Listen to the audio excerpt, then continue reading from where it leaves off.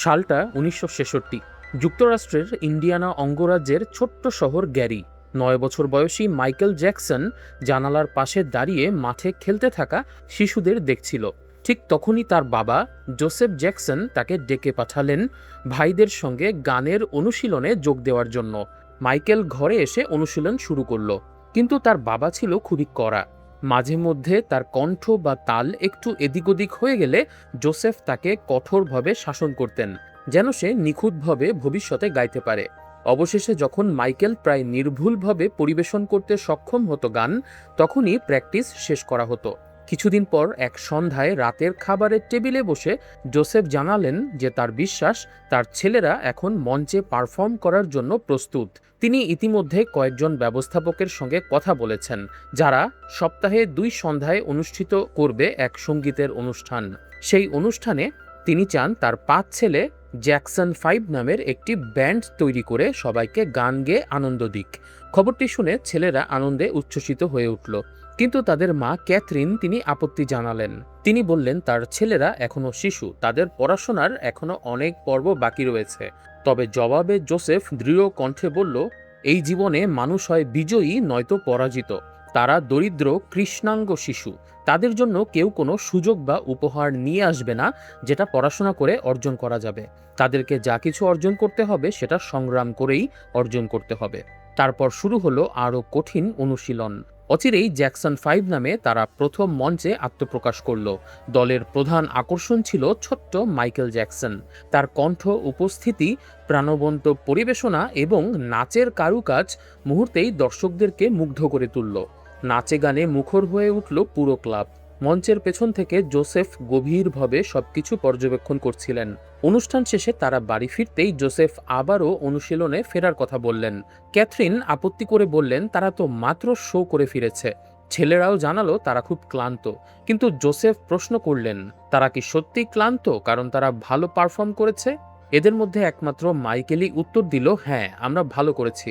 এই উত্তর শুনে জোসেফ তাকে সামনে ডেকে নিজের বেল্ট খুলে মারতে শুরু করলেন। তার কারণ তিনি মনে করেন একটা ভালো পারফর্ম করার পরে কেউ যদি মনে করে যে আমি অনেক বড় কিছু করে ফেলেছি, তাহলে সে পৃথিবীতে খুব বেশি কিছু করতে পারে না। আর দ্বিতীয়ত, মাইকেল গানের সঙ্গে খুব বেশি নাচ দেখাচ্ছিল, যেটা জোসেফ পছন্দ করেনি। তিনি মাইকেলকে শাস্তি দিয়ে আবারও একই কথা উচ্চারণ করলেন, এ পৃথিবীতে হতে হবে বিজয়ী নয়তো পরাজিত। অপমান ও যন্ত্রণায় মাইকেল সেখান থেকে দৌড়ে রান্নাঘরে গিয়ে কান্নায় ভেঙে পড়ল। কিছুক্ষণ পর তার মা এসে তাকে সান্ত্বনা দেওয়ার চেষ্টা করলেন। এভাবে সময় গড়িয়ে গেল, অনুশীলন চলতে থাকলো, আর এক মঞ্চ থেকে অন্য মঞ্চে ছুটে বেড়াতে লাগলো জ্যাকসন ৫। শহর থেকে শহরে, অনুষ্ঠান থেকে অনুষ্ঠানে তাদের জনপ্রিয়তা ধীরে ধীরে বাড়তে লাগলো। দর্শকেরা তাদের পরিবেশনায় মুগ্ধ হয়ে উচ্ছ্বাসে ভেসে যেত। ১ বছর পরে তারা আরও বড় মঞ্চে পারফর্ম করতে শুরু করলো। এক অনুষ্ঠানের সময় জোসেফ অনুষ্ঠানের উপস্থাপিকা সুজানের সঙ্গে কথা বললেন এবং জানতে চাইলেন তার ছেলেদেরকে তিনি কেমন দেখছেন। সুজান বলল, মাইকেল জ্যাকসনের মধ্যে এক ঈশ্বর প্রদত্ত অসাধারণ প্রতিভা রয়েছে। তারপর তিনি তার একটি কার্ড জোসেফকে দিয়ে বললেন, খুব শীঘ্রই তারা তার কাছ থেকে সংবাদ পাবে। কার্ডটি দেখে জোসেফ জানতে পারলেন সুজান আসলে মোটাউন রেকর্ড কর্পোরেশনের একজন সহকারী। এদিকে মঞ্চে মাইকেল তার অনন্য নৃত্যভঙ্গি ও মুগ্ধকর কণ্ঠে দর্শকদেরকে বিমোহিত করে চলেছে। করতালি আর উল্লাসে মুখর হয়ে উঠছে চারদিক। অবশেষে তারা পৌঁছালো মোটাউনের স্টুডিওতে এবং সাক্ষাৎ করল প্রতিষ্ঠানের কর্ণধার মিস্টার গর্ডির সঙ্গে। মাইকেল নাচ ও গান শুরু করতেই গর্ডি মন্তব্য করলেন সে একটু বেশি নড়াচড়া করছে। তিনি তাকে আবারও শান্ত করতে চেষ্টা করলেন। জোসেফ কিছু বলতে এগিয়ে গেলে গর্ডি তাকে থামিয়ে দিলেন। তিনি বললেন, ছেলেদের সময় মতো স্টুডিওতে নিয়ে আসার দায়িত্ব জোসেফের, বাকিটা তিনি নিজেই সামলাবেন। ধীরে ধীরে পরিস্থিতি স্বাভাবিক হয়ে উঠল, সবাই স্বস্তিতে এলো, গান চলতে থাকলো, আর গর্ডি মুগ্ধ হয়ে মনোযোগ দিয়ে শুনতে লাগলেন মাইকেলের কণ্ঠে সঙ্গীত। একদিন স্টুডিওর বাইরে তিনি মাইকেলকে বললেন, বহু বছর ধরে তিনি এই শিল্প জগতের সঙ্গে যুক্ত আছেন, কিন্তু তার বিশ্বাস মাইকেল সত্যি বিরল প্রতিভার অধিকারী। তিনি তাকে নানা বিষয় শেখাতে শুরু করলেন, আর তাদের মধ্যে গড়ে উঠল এক গভীর স্নেহপূর্ণ সম্পর্ক। এরই মধ্যে জোসেফ এসে জানালেন বাড়ি ফেরার সময় এসেছে। বিদায় নেওয়ার আগে মাইকেল গর্ডিকে জড়িয়ে ধরে বিদায় নিল। গর্ডিও স্নেহভরে বলল, যখনই ইচ্ছে হয় আমাকে ফোন করতে পারো। এভাবেই মাইকেল জ্যাকসনের 5 ভাইয়ের ব্যান্ড জ্যাকসন 5 তাদের প্রথম অ্যালবাম রেকর্ড করল। প্রচারণার স্বার্থে মাইকেলের প্রকৃত বয়স 10 হলেও তাকে 8 বছরের শিশু হিসাবে উপস্থাপন করা হলো, যাতে মানুষের মধ্যে আগ্রহ আরও বাড়ে। অ্যালবামটি বাজারে ব্যাপক সাফল্য নিয়ে আসলো। সংবাদ মাধ্যম ও বিভিন্ন পত্রিকা তাদের সাক্ষাৎকার নিতে শুরু করলো। অল্প সময়ের মধ্যেই অ্যালবামটি হট 100 চার্টের শীর্ষস্থানে পৌঁছে গেল। 2 বছর পর জ্যাকসন পরিবার ক্যালিফোর্নিয়ার এক বিশাল বাড়িতে বসবাস করছে। একদিন মাইকেল নিজের ঘরে ছিল। এমন সময় তার এক ভাই এসে জানালো জোসেফ তাকে নিচে ডাকছে। মাইকেল নিচে নামতেই জোসেফ তাকে এক ব্যক্তির সঙ্গে পরিচয় করিয়ে দিলেন। তার নাম বিল। তিনি মাইকেলের নতুন দেহরক্ষী এবং এখন থেকে সবসময় তার সঙ্গেই থাকবেন। কিছুদিন পর মাইকেল তার মায়ের সঙ্গে একটি লামা প্রাণীকে পোষ নেওয়ার ইচ্ছার কথা জানালো। ক্যাথরিন হেসে বললেন তার তো ইতিমধ্যেই একটি পোষা ইঁদুর আছে, কিন্তু মাইকেল লামা নেয়ার ব্যাপারে দৃঢ় ছিল। সে প্রাণীটির নানা ভালো গুণের কথা বলতে লাগলো। ক্যাথরিন তখন বললেন আসলে মাইকেলের উচিত তার নিজের বয়সী কিছু বন্ধু বানানোর চেষ্টা করা, এসব প্রাণীদের দিকে নজর না দিয়ে। উত্তরে মাইকেল শান্ত কণ্ঠে বলল সে অন্য শিশুদের মতো নয়, সবাই তাকে একজন বিখ্যাত শিশু হিসাবেই দেখে, কেবল প্রাণীরাই তাকে সাধারণ মানুষ হিসাবে গণ্য করে। সেদিন থেকে তার মা বুঝতে পারল আসলে মাইকেল নিজেকে এখনই আলাদা হিসাবে দেখা শুরু করেছে এবং এই ঘটনাটি তার লাইফে একটা নতুন মোড় এনে দিয়েছে। মাইকেল চাইলেও তার বয়সী অন্য ছেলে মেয়েদের সাথে বন্ধুত্ব করতে পারত না, কারণ সেই বয়সেই সে ছিল অনেক বিখ্যাত একজন শিল্পী। এরপর কেটে গেল 7টি বছর। প্রাপ্তবয়স্ক মাইকেল নিজের একটি একক অ্যালবাম প্রকাশ করার সিদ্ধান্ত নেয়। সে রেকর্ড লেবেলের ব্যবস্থাপককে বলে তার বাবার কাছে যেন তারাই অ্যালবামটি প্রচার করার কথা উপস্থাপন করে। মাইকেল নিজে সলো অ্যালবাম করতে চাচ্ছে এটা জানতে পারলে তার বাবা তার উপরে বেশ নাখোশ হতে পারে।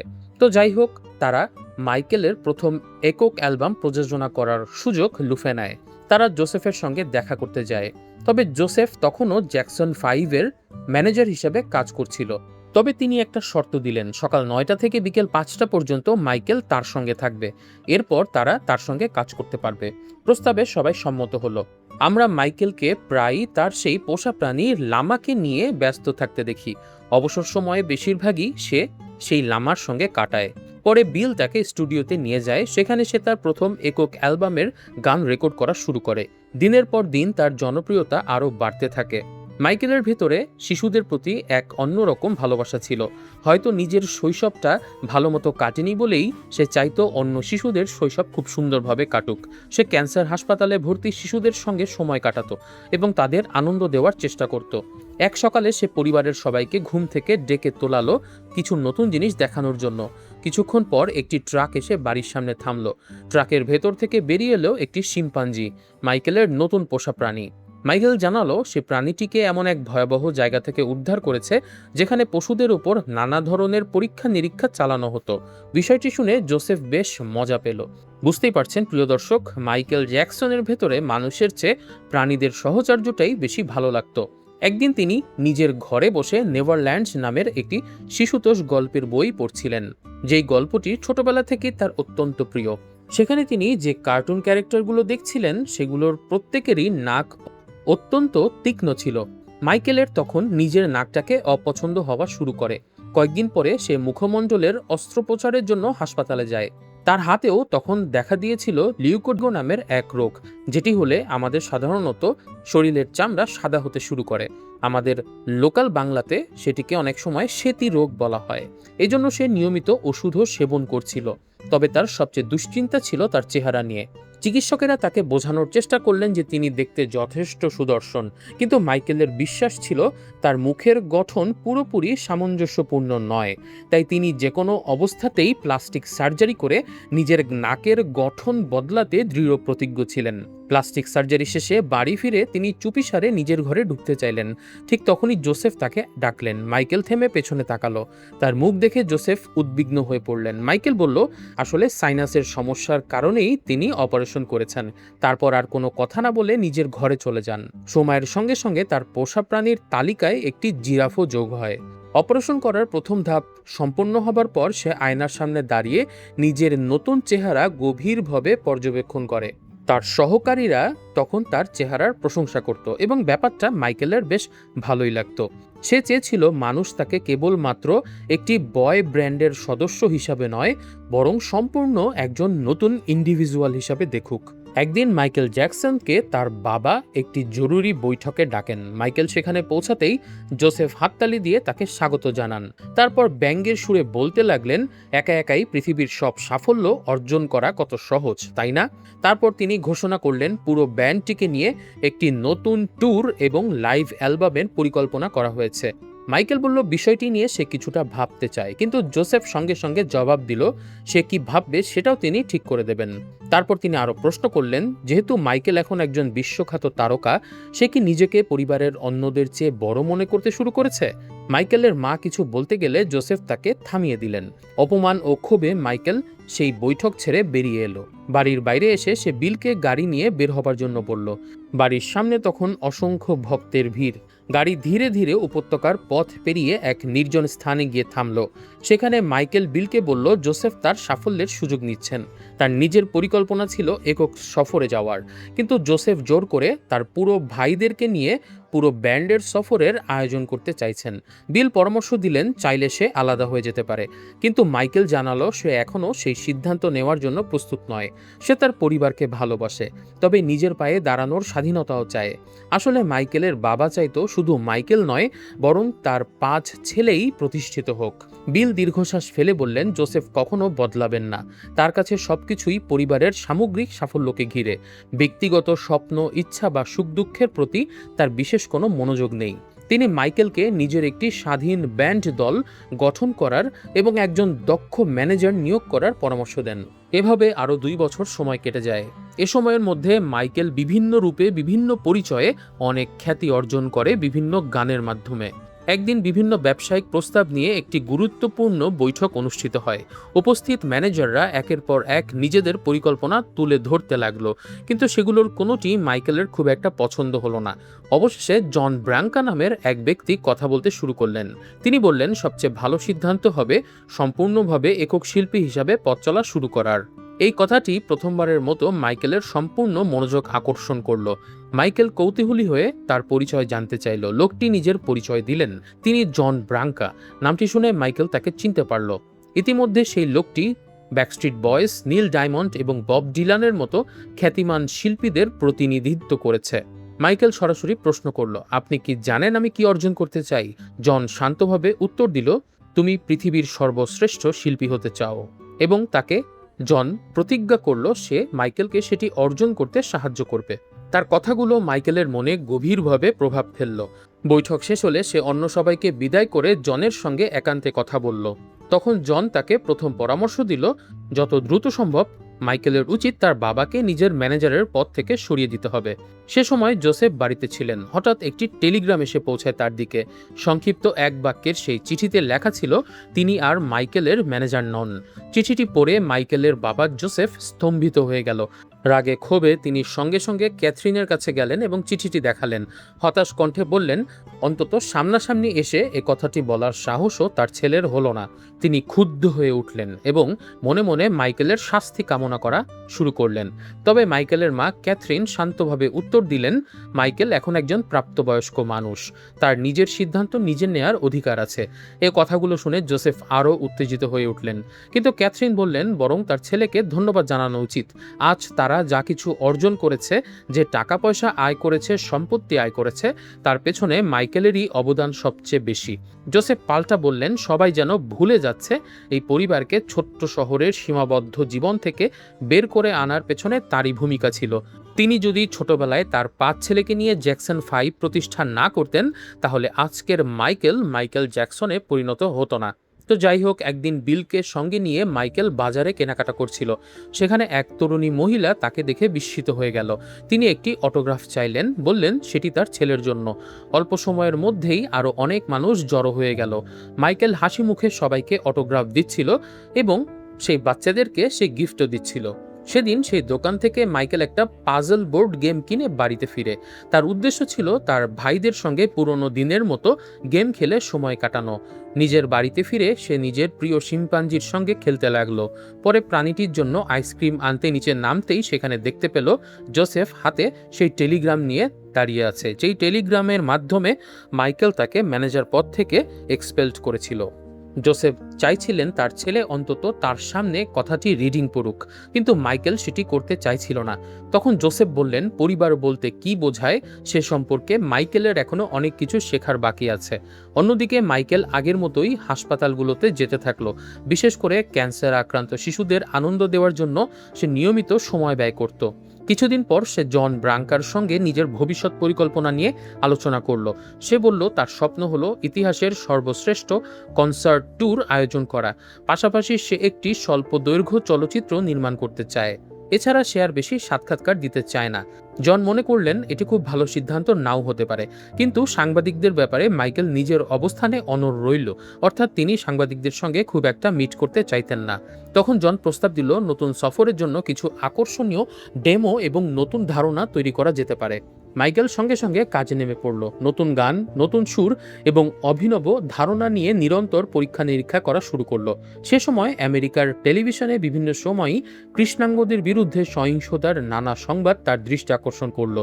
এছাড়াও তখন গ্যাং কালচার বেশ মাথাচাড়া দিয়ে উঠেছিল, যেখানে কৃষ্ণাঙ্গ মানুষেরা বিভিন্ন গ্যাংয়ে যোগ দিয়ে সন্ত্রাসী কর্মকাণ্ডগুলো করত। এই ঘটনাগুলো মাইকেল জ্যাকসনকে গভীরভাবে নাড়া দিল এবং তার ক্রিয়েটিভিটিতেও এক ধরনের অনুপ্রেরণা জোগালো। সে শহরের বিভিন্ন আন্ডারগ্রাউন্ড হিপ হপ সংস্কৃতির মানুষদের কাছে গেলেন। তিনি দেখতে পেলেন যে গ্যাং কালচারে জড়িয়ে মানুষ সন্ত্রাসী কর্মকাণ্ড করছে, তারাই আবার র্যাপ সঙ্গীত কিংবা হিপ হপ মিউজিকে বেশ এগিয়ে আছে। পিল বিষয়টিকে খুব একটা বুদ্ধিমানের কাজ মনে করল না, কিন্তু মাইকেল বলল তার মাথায় অসাধারণ একটি পরিকল্পনা এসেছে।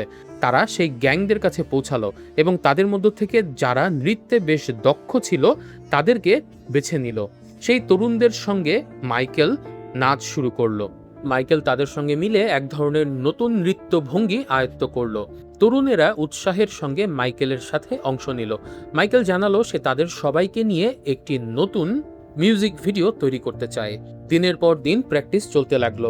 একই সঙ্গে নতুন গানগুলোর রেকর্ডিংও এগিয়ে এলো। এরই মধ্যে মাইকেলের একটি অভ্যাস গড়ে উঠেছিল। তিনি প্রতিদিন অন্তত একটি সিনেমা দেখতেন। একদিন একটি ভৌতিক থ্রিলার চলচ্চিত্র দেখার সময় তার মাথায় নতুন একটি ধারণা এলো এবং সেখান থেকেই জন্ম নিল নতুন একটি গান, যার নাম ছিল থ্রিলার। সে নিজেকে দানবের রূপে সাজালো, অন্য শিল্পীদেরও একই ধরনের মেকআপ করতে বলল, আর সেই অভিনব পরিবেশনার সঙ্গে যুক্ত হলো বিলি জিনের পারফরম্যান্স। এই সৃষ্টিশীল উপস্থাপনাগুলো মাইকেলের জনপ্রিয়তাকে এক নতুন উচ্চতায় পৌঁছে দিল। কিছুদিন পর তারা রেকর্ড কোম্পানির এক প্রযোজকের সঙ্গে সাক্ষাৎ করল। প্রযোজক উচ্ছ্বসিত হয়ে জানালেন প্রকল্পটি অসাধারণ সাফল্য অর্জন করেছে। মাইকেলও মিউজিক ভিডিওগুলো নিয়ে সন্তুষ্ট ছিল, তবে তার মনে হচ্ছিল এখনো আরো অনেক বড় কিছু করা সম্ভব। তখন জন ব্রাঙ্কা বললেন তার ভিডিওগুলো এমটিভিতে প্রচারিত হওয়া উচিত। তবে প্রডিউসার সঙ্গে সঙ্গে আপত্তি জানালেন, কারণ এমটিভি তখন কৃষ্ণাঙ্গদের কোনো ভিডিও প্রচার করত না। মাইকেলের ব্যাপারটা খুবই গায়ে লাগলো। মাইকেল তাকে জানালো আমার সঙ্গীত সবার জন্য, এবং আমার সঙ্গীত যদি এমটিভিতে প্রচার না করা হয় তাহলে আমি আপনাদের সঙ্গে কোনো প্রজেক্টই করব না। তখন সেই প্রযোজক তার সহকারীকে ডেকে এমটিভি এর ম্যানেজারের সঙ্গে যোগাযোগ করতে বললেন। কিছুক্ষণের মধ্যেই ফোন সংযোগটি স্থাপিত হলো। তিনি তাদের মাইকেল জ্যাকসনের ভিডিওটি প্রচারের অনুরোধ জানালেন এবং এমটিভি সঙ্গে সঙ্গে প্রত্যাখ্যান করে দিল, কারণ মাইকেল জ্যাকসন ছিল একজন কালো মানুষ। তখন প্রযোজকের কণ্ঠ কঠোর হয়ে উঠল। তিনি হুমকি দিয়ে বললেন 10 মিনিটের মধ্যে যদি তোমরা মাইকেল জ্যাকসনের ভিডিওটি এমটিভিতে প্রচার না করো তাহলে আমার অন্য সব শিল্পীদেরও তোমাদের চুক্তি থেকে সরিয়ে নেব, যার মধ্যে রয়েছে বব ডিলানের মতো বড় বড় তারকাও। এই কথা বলে তিনি ফোন রেখে দিলেন এবং তার কিছুক্ষণ পরেই এমটিভি মাইকেল জ্যাকসনের গান প্রচার করেছিল। এভাবেই কেটে গেল সময়। 1983 সাল। ক্যালিফোর্নিয়ার এক বিশাল অনুষ্ঠানে মাইকেল বিলি জিনস পরিবেশন করছিলেন। সেদিনই তিনি প্রথমবারের মতো দর্শকদের সামনে তার কিংবদন্তি মুন ওয়াক নৃত্যভঙ্গি প্রদর্শন করেন। তার অ্যালবাম থ্রিলার ইতিমধ্যে 2.5 কোটিরও বেশি কপি বিক্রি হয়েছে। চারিদিকে উন্মাদনার সৃষ্টি হয়েছে তাকে নিয়ে। জনতার উল্লাসে মুখরিত হয়ে উঠেছিল অনুষ্ঠানস্থল। পথের দুপাশে মানুষের ঢল নামে যখন মাইকেল জ্যাকসন সেখান দিয়ে যায়। সাফল্য উদযাপনের এক পার্টিতে তার পরিবারের সদস্যরা তাকে অভিনন্দন জানায়, কিন্তু তার বাবা জোসেফ সেখানে ব্যঙ্গাত্মক ভঙ্গিতে বলেন, দেখো কি চমৎকারভাবে তোমাকে টাকা তৈরির যন্ত্রে পরিণত করা হয়েছে। কিছুদিন পর জোসেফ তার পুরনো প্রযোজক বন্ধু ডনের সঙ্গে দেখা করেন। তিনি জানালেন জ্যাকসন 5 ব্যান্ডকে তারা আবার নতুনভাবে ফিরিয়ে আনতে চায়। ডন জানতে চাইল মাইকেল কি এই পরিকল্পনার অংশ হবে। জোসেফ তখন মাইকেলকে বোঝানোর দায়িত্ব নিল। তারপর তিনি ডনের সঙ্গে বসে এক ওয়ার্ল্ড কনসার্ট ট্যুরের প্রস্তাব দেন। সফরটির নাম হবে ভিক্টরি ট্যুর। রোলস রয়েলসের মতো ধনী প্রতিষ্ঠানগুলো এর পৃষ্ঠপোষক হবে। জোসেফ ডনের প্রশংসা করে বলেন তিনি জানেন ডন অনেক দক্ষ একজন প্রচারক। ডন কিছুক্ষণ চিন্তা করে বলেন তার মাথায় আরও একটি বড় পরিকল্পনা এসেছে। সেই সময়টাতে পেপসিকো বাজারে নিজেদের অবস্থান আরও শক্তিশালী করতে চাইছিল, আর মাইকেল হতে পারত তাদের একজন বৈশ্বিক মুখপাত্র। তবে তিনি সতর্ক করে দিয়ে বলেন, মাইকেলকে বাদ দিয়ে আমাকে বিভ্রান্ত করার চেষ্টা করো না। সেদিন গভীর রাতে মাইকেল যখন নিজের শোবার ঘরে ফিরে আসছিল, তখন বিস্মিত হয়ে দেখল সেখানে তার বাবা অপেক্ষা করছে।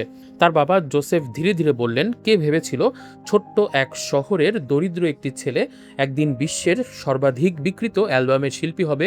মাইকেল নিজের বাবার কণ্ঠে নরম সুর শুনেই সে বুঝতে পেরেছিল তার বাবা তার কাছে কিছু চাইবে। তার ধারণাকেই সঠিক করে মাইকেলের বাবা তাকে সেই সফরে অংশ নিতে বলেন। যদিও মাইকেল অনেকদিন আগেই ভেবে রেখেছিল আর কখনোই সে তার ভাইদের সঙ্গে গান গাবে না, কিন্তু তার বাবা তাকে জোর করতে থাকেন তার ভাইদের সঙ্গে নিয়ে আরেকটি ওয়ার্ল্ড কনসার্ট ট্যুর করতে। অগত্যা মাইকেল জ্যাকসন তার বাবার কথা মেনে নেয়। কিছুদিন পরেই শুরু হয় সেই ট্যুর, কিন্তু রিহার্সেলের সময় এক ভয়াবহ দুর্ঘটনা ঘটে। মঞ্চের বিশেষ এক আতশবাজির প্রভাবে হঠাৎ করে মাইকেল জ্যাকসনের চুলে আগুন ধরে যায়। চারিদিকে আতঙ্ক ছড়িয়ে পড়ে। উপস্থিত সবাই দ্রুত আগুন নিভিয়ে ফেলে এবং সঙ্গে সঙ্গে তাকে হাসপাতালে নিয়ে যায়। হাসপাতালের বাইরে উদ্বিগ্ন হয়ে অপেক্ষা করছিল মাইকেলের পুরো পরিবার। অবশেষে চিকিৎসক বাইরে এসে জানালেন যে মাইকেলের অবস্থা আপাতত স্থিতিশীল, তবে তার শারীরিক অবস্থা বেশ খারাপভাবেই ক্ষতিগ্রস্ত হয়েছে। সে বিভিন্ন যন্ত্রণার মধ্যেও আছে। তার শরীরে 3rd ডিগ্রি দগ্ধ ক্ষত তৈরি হয়েছে এবং কয়েকটি নার্ভও ক্ষতিগ্রস্ত হয়েছে। কিন্তু এ সময়ে মাইকেলের বাবার প্রথম প্রশ্ন ছিল সে আবার কবে মঞ্চে পারফর্ম করতে পারবে। মাইকেলের মা বিস্ময়ে নিজের স্বামীর দিকে তাকিয়ে বললেন, আপনার ছেলে মৃত্যুর খুব কাছাকাছি পৌঁছে গিয়েছিল। এই সময়ে তার সবচেয়ে বেশি প্রয়োজন পরিবারের মানসিক সমর্থন। সময় ধীরে ধীরে এগোতে লাগলো। মাইকেলের মাথার ক্ষত সেরে উঠেছিল, তবে চিকিৎসকেরা জানালেন তাকে আরও কয়েকটি অপারেশনের মধ্য দিয়ে যেতে হবে। আগুনে পুড়ে মাইকেলের চুল খুব বাজেভাবে ক্ষতিগ্রস্ত হয়েছিল, তাই তাকে বাকি জীবন উইক পরে কাটাতে হয়েছিল। রাতে বিল বিশেষ কিছু খাবার নিয়ে আসে মাইকেলের মন ভালো করার জন্য, কিন্তু কোনো কিছুতেই তার মন ভালো হচ্ছিল না। কিছুক্ষণ পর মাইকেলের মা ক্যাথরিন এসে তার কাছে ক্ষমা চায়। মাইকেল ক্লান্ত স্বরে বলল, আমি এ নিয়ে কথা বলতে চাই না। বাবা যা ইচ্ছা তাই করবেন, তিনি কখনোই থামবেন না। পরদিন জন ব্রাঙ্কা তাকে আবার দেখতে এলেন। হাসপাতালে এসে তিনি দেখলেন মাইকেল আরেকজন গুরুতর দগ্ধ রোগীর সঙ্গে কথা বলছে। রুমের বাইরে বেরিয়ে মাইকেল আবেগ ভরা কণ্ঠে বলল, এখানকার দগ্ধ রোগীদের দেখলে আমার হৃদয় ভেঙে যায়।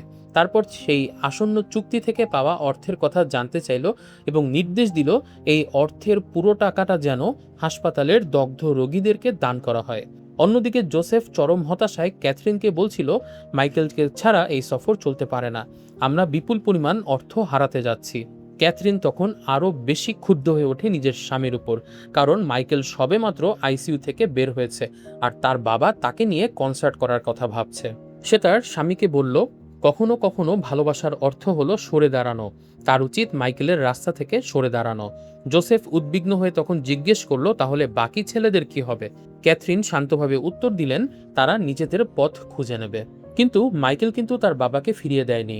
তিনি পরিবারের কথা ভেবে শেষ পর্যন্ত সেই সফরে অংশগ্রহণ করার কথা সিদ্ধান্ত নিয়েছিলেন। 1984 সাল, বিশাল এক স্টেডিয়াম দর্শকে পরিপূর্ণ, চারিদিকে উত্তেজনা আর প্রত্যাশার আবহ।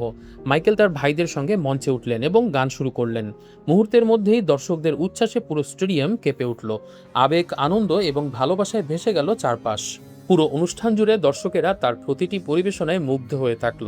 অনুষ্ঠানের শেষে মাইকেল কিছুক্ষণ থেমে দর্শকদের উদ্দেশ্যে বললেন যে তার ভাইদের প্রতি কৃতজ্ঞতা এবং তাদের সহযোগিতা ছাড়া এই যাত্রা কখনোই সম্ভব হতো না। তারপর তিনি ঘোষণা দিলেন এটাই হবে তার ভাইদের সঙ্গে তার শেষ কনসার্ট। এ ঘোষণায় জোসেফ সম্পূর্ণ অপ্রস্তুত হয়ে উঠল। অন্যদিকে ক্যাথরিনের মুখে ফুটে উঠল এক তৃপ্ত হাসি। অবশেষে সফরটির সমাপ্তি ঘটল। মাইকেল একা মঞ্চ ছেড়ে চলে গেলেন একটি নতুন যুগের সমাপ্তি ঘটিয়ে আর আরেকটি নতুন অধ্যায়ের সূচনা করে। এরপর সময় গড়িয়ে পৌঁছালো 1988 সালে। এবার মাইকেল সম্পূর্ণ একক শিল্পী হিসাবে বিশ্ব সফরে বেরিয়েছেন। একের পর এক মঞ্চে তিনি নিজের সর্বস্ব উজাড় করে পারফর্ম করতে থাকেন। তার গান, নৃত্য এবং অসাধারণ মঞ্চ উপস্থিতি দর্শকদের মোহাবিষ্ট করে রেখেছিল। বিশ্বজুড়ে লাখো ভক্ত তার পরিবেশনাকে উন্মাদনার সঙ্গে গ্রহণ করেছিল। এভাবেই এগিয়ে চলতে থাকে মাইকেল জ্যাকসনের অসাধারণ জীবনযাত্রার গল্প, এক শিল্পীর গল্প যিনি সমস্ত প্রতিকূলতাকে অতিক্রম করে নিজের আলোয় বিশ্বকে আলোকিত করেছিলেন। প্রিয় দর্শক, এতক্ষণ আমরা আলোচনা করছিলাম 2026 সালে মুক্তি পাওয়া কিংবদন্তি পপ তারকা মাইকেল জ্যাকসনের জীবন নিয়ে তৈরি সিনেমা মাইকেলের কাহিনী নিয়ে। IMDbতে 7.6 পাওয়া এই সিনেমাটি মূলত 1988 সাল পর্যন্ত মাইকেল জ্যাকসনের জীবনে হওয়া বিভিন্ন ঘটনার আলোকে তৈরি করা হয়েছে। এই সিনেমাতে মাইকেলের চরিত্রে কিন্তু অভিনয় করেছে তারই আপন ভাতিজা জাফর জ্যাকসন। এ কারণেই নৃত্যভঙ্গি তো বটেই, সেই সঙ্গে চেহারা থেকে শুরু করে অন্যান্য এক্সপ্রেশনেও এতটা বেশি মিল পাওয়া যায়। এই সিনেমাটিতে মাইকেল জ্যাকসনের জীবনের অনেক বিতর্কিত অধ্যায়কে কিন্তু অ্যাভয়েড করে দেওয়া হয়েছে। এটি একদিক দিয়ে ভালোই হয়েছে, কারণ বিতর্কিত বিষয় যত কম দেখানো যায় ততই ভালো। তবে সম্ভবত এই মুভির আরেকটি সিকুয়েল আসতে যাচ্ছে, যেখানে 1988 সালের পর থেকে কিংবদন্তি পপ তারকা মাইকেল জ্যাকসনের জীবনের বাকি অধ্যায়ের কাহিনী দেখানো হবে। প্রিয় দর্শক, আমাদের আজকের এক্সপ্লেনেশন ভিডিও এখানেই শেষ করছি। ভিডিওটি ভালো লাগলে লাইক করুন, কমেন্ট করে উৎসাহিত করুন এবং এরকম আরও ভিডিও দেখতে চাইলে সাবস্ক্রাইব করে পাশেই থাকুন আমাদের আর্ট ফর রিভিউ বাংলা চ্যানেলটির। সবাই অনেক ভালো থাকবেন, সুস্থ থাকবেন এই কামনায় এখানেই শেষ করছি। বিদায়।